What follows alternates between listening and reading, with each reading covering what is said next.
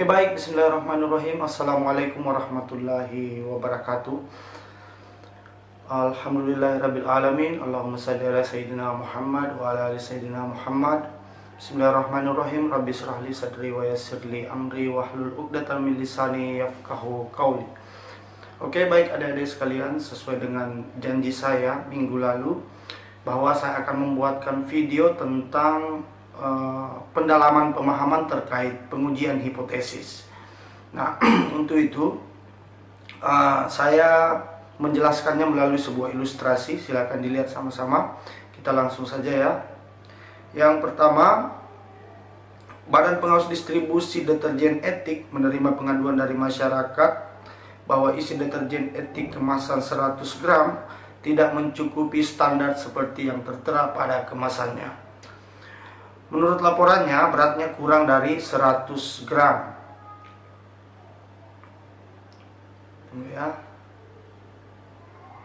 Ya, kurang dari 100 gram.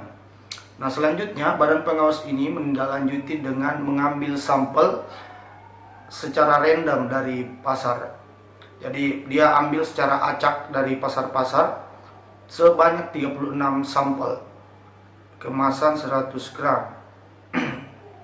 Hasil penimbangan dari 36 sampel itu, hasil penimbangannya dari 36 sampel ini yaitu berat rata-ratanya 99,2 atau min 99,2 gram.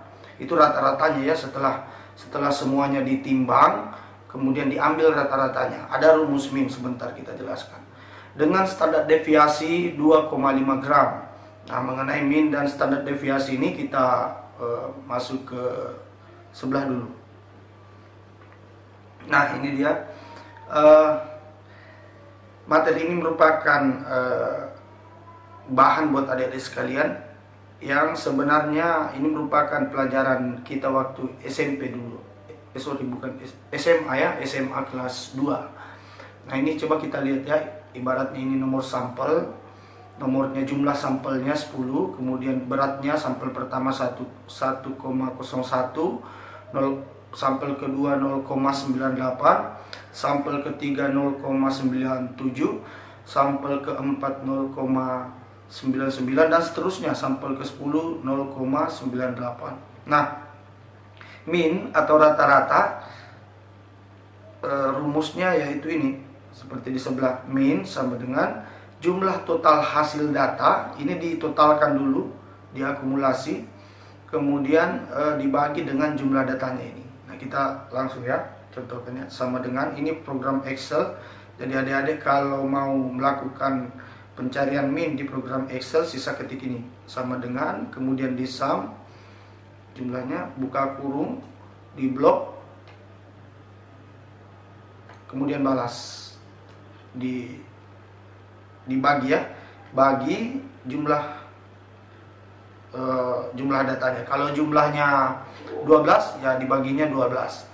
Kalau ya tergantung jumlah banyaknya sampelnya, kemudian di enter. Nah, itu di hasilnya 0,927. Itu minnya rata-rata dari, karena kan jadi dari data yang kita dapatkan ini, dari sampel data yang kita dapatkan, hasil timbangannya itu berbeda-beda, sehingga kita harus cari rata-ratanya dulu. Nah, kemudian yang kedua adalah standar deviasi. Standar deviasi ini merupakan standar penyimpangan. Ibaratnya, anggaplah di kelas kita rata-rata siswa mendapatkan nilai B pada setiap akhir perkuliahan. Nah, standar deviasinya ternyata ada juga separuh dari siswa kita yang mendapatkan nilai C, kemudian ada juga separuh yang mendapatkan nilai A. Nah, standar deviasi C, nilai C dan yang memperoleh nilai C dan yang memperoleh nilai A itu merupakan standar deviasinya, standar penyimpangan dari data yang ditetapkan atau nilai yang ditetapkan. Nah, caranya gimana? Ini langsung saja kita coba. Kita mau cari standar deviasinya ini, data ini, kita tindih sama dengan, kemudian STDF. Kalau di rumus ini ya, di rumus Excel, STDF, kemudian buka kurung lagi, Kita blok datanya, balas kurung, dan enter. Nah itu dia 0,038, kalau dibulatkan menjadi 0,04. Nah saya kira demikian. Nah dalam uji hipotesis ini ada yang disebut dengan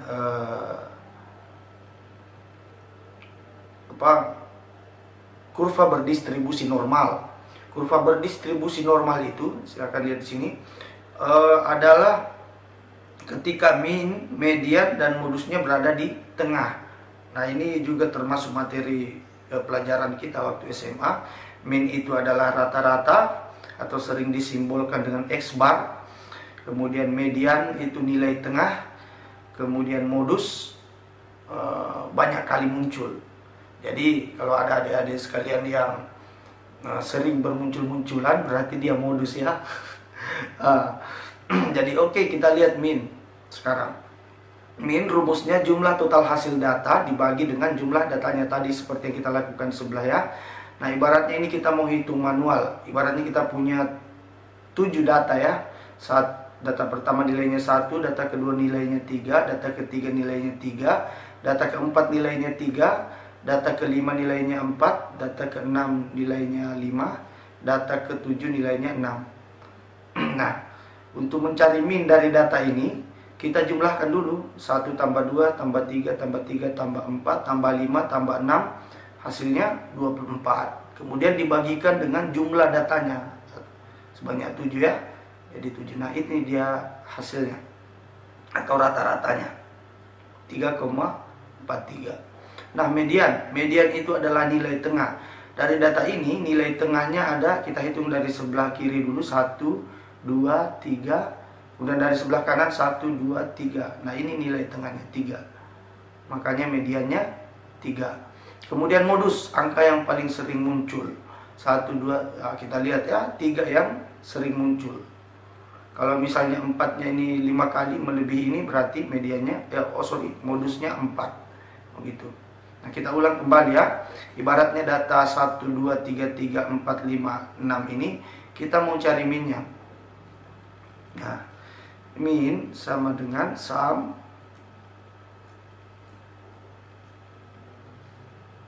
kita uji ya, kita blok, kemudian balas kurung, kemudian dibagi dengan jumlah datanya. Berapa jumlah datanya? Ini dia 7 ya.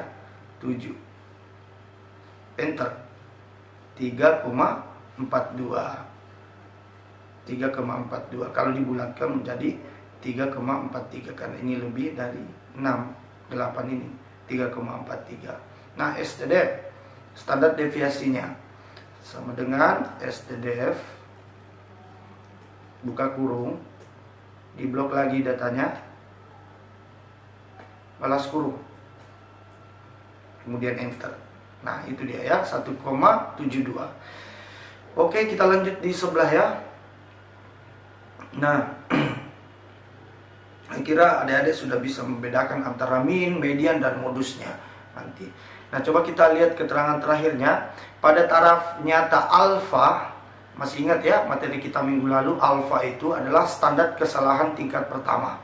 Standar kesalahan itu ditentukan nilainya sebesar 5%. Nah, kalau alfanya standar kesalahan, berarti standar benarnya itu, standar diterimanya adalah 95%. Jadi dari alfa 5% ini, selanjutnya pertanyaannya, apakah kita percaya dengan isi kemasan dari pabrik? Dalam hal ini pabrik etik, apakah kita boleh mempercayai bahwa memang etik itu kemasan 100 gramnya memang 100 gram atau kurang dari 100 gram. Nah kita uji melalui pengujian hipotesis. Pertama, kita tentukan nilai N-nya. N ini adalah jumlah banyak datanya ya, atau jumlah banyaknya sampelnya. Kemudian S, standar deviasi 2,5. Ini tadi standar deviasinya. Kemudian alfa, alfanya 5%. Kemudian min atau X bar sama dengan 99,2. Nah, selanjutnya kita melakukan perancangan hipotesis. Dirancang hipotesisnya. Ingat, hipotesis ketika dirancang harus ada H0 dan H1-nya. H0 itu sebagai keterangan awal, kemudian H1-nya sebagai keterangan tandingannya, lawannya. Nah, begitu. H0 sama dengan nu sama dengan 100, artinya sampelnya beratnya memang 100 gram. Nah, informasi tandingannya H1 bahwa nu kurang dari 100 gram. Nah, itu dia rancangan hipotesisnya. Kemudian selanjutnya kita tentukan nilai kritisnya. Nilai kritisnya sama dengan alfa, tadi sudah ditentukan alfa sama dengan 5% atau tingkat kesalahan tingkat pertamanya adalah 5%. Silakan lihat ini materi sebelumnya. Ini dijelaskan. Jadi kalau tingkat kesalahannya 5%, berarti tingkat kebenarannya ada 95%. Nah, 95% itulah dicari dalam tabel Z. Nah, nanti saya upload lagi ke video ke grupnya untuk cara mencari tabel Z ini. Nah, setelah dicari di tabel Z, hasilnya itu 1,645. Nah, demikian ya. Nah, sekarang kita buat kurvanya. Kurva standar distribusi normal. Nah, pertama ini penjelasannya. Coba lihat ini ya. Kalau distribusi normal itu dia mean, median dan modusnya ada di sini.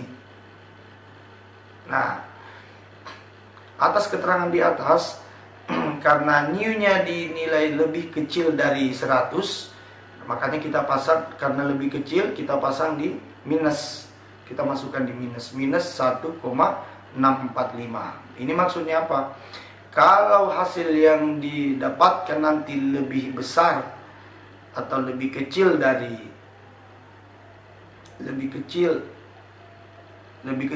dari minus 1,645, berarti dia memang benar masuk di wilayah H1. Tapi kalau misalnya ternyata dia lebih besar dari 1,645, berarti dia ada di wilayah H0, kemudian H1-nya ditolak. Oke ya, kita sekarang lakukan penghitungan nilai statistik Z.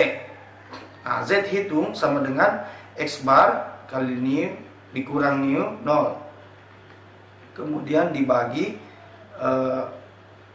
bow X bar, atau ini standar deviasi ya, standar deviasinya. Nah, sekarang X barnya tadi rata-rata 99,200, nu dikurangi sampelnya, kemudian dibagi dengan standar deviasi, hasilnya ternyata minus 1,9198. Itu berarti dia posisinya di sini karena lebih kecil dari ini. Ya, minus 645, ini minus 19198. Berarti dia posisinya di sini. Itu berarti bahwa H1-nya diterima atas perhitungan ini. Nah, kita lihat ya. Ini dia perhitungan standar deviasinya secara manual. Ya, ini S-nya, nilai S-nya, kemudian nilai N. Ini standar deviasi ya. Bukan standar deviasi ini. Ini S. Coba kita lihat di atas ya. S itu, iya benar ya, standar deviasi.